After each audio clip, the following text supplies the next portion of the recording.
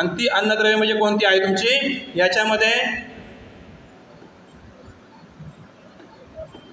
Carbon, hydrogen आणि oxygen. यासाठी पैसे मोजतो का कोण? कार्बन, हायड्रोजन आणि ऑक्सिजन ही जी आधारभूत मूलद्रव्ये आहेत, अन्नद्रव्ये आहेत, ही वनस्पतीला पाण्याद्वारे आणि हवेद्वारे ऑटोमॅटिक मिळतात. आलं लक्षामध्ये? हे काय होतं? यासाठी तुम्ही कोणी पैसे मोजलेत का? आलं लक्षामध्ये?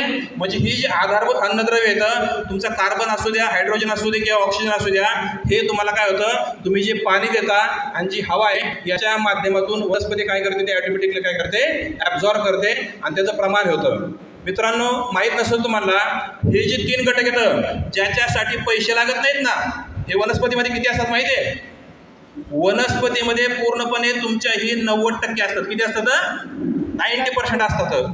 किती? तुमच्या वनस्पतीमध्ये ही अन्नद्रव्य 90% असतात. मग बाकीच्या 10% उरलेले तुमचे काय येतं? उरलेले 14 अन्नद्रव्य लागतात. मग त्याचं प्रमाण जे आहे किंवा त्याचं जे कॉम्बिनेशन आहे ते कसं काय असणार याच्यावर त्याचा आपण विचार करणार आहोत त्याच्यामध्ये. ओके. मग आता हे जे अन्नद्रव्य येतं हे झाली तुमची आधारभूत अन्नद्रव्य. याच्यानंतर दुसरे जे आहेत त्याला आपण म्हणतो मुख्य अन्नद्रव्य. आता ही मुख्य अन्नद्रव्य जे आहेत, ही मुख्य अन्नद्रव्य कोणती येतं? NPK. गडम साहेबांनी बरोबर सांगितलं. मुख्य अन्नद्रव्य जे येतं हे आहे नायट्रोजन, फॉस्फरस आणि पोटॅश. याला मुख्य अन्नद्रव्य म्हणलं जातं. आता ही जी मुख्य अन्नद्रव्य येतं ही कशी येतं? तुमच्या पिकाला जास्तीत जास्त लागतात. याची गरज काय असते?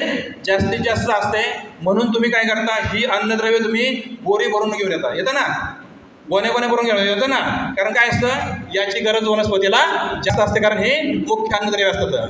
जसं आपल्या मनुष्य प्राण्याला भाजी, भाकरी, भात, वरण हे जास्त लागतं ना, तसं काय आहे? ही मुख्य अन्नद्रव्य वनस्पतीला जास्तीच लागतात. म्हणून तुम्ही कोणी 5 गोण्या, कोणी 10 गोण्या, कोणी 15 गोण्या, कोणी 20 गोण्या काय करतो? पण ही जास्तीत जास्त घेऊन येतो.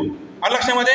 आता ही जी मुख्य अन्नद्रव्य येतं याच्यानंतर तिसरा जो प्रकार आहे ते म्हणजे दुय्यम अन्नद्रव्य.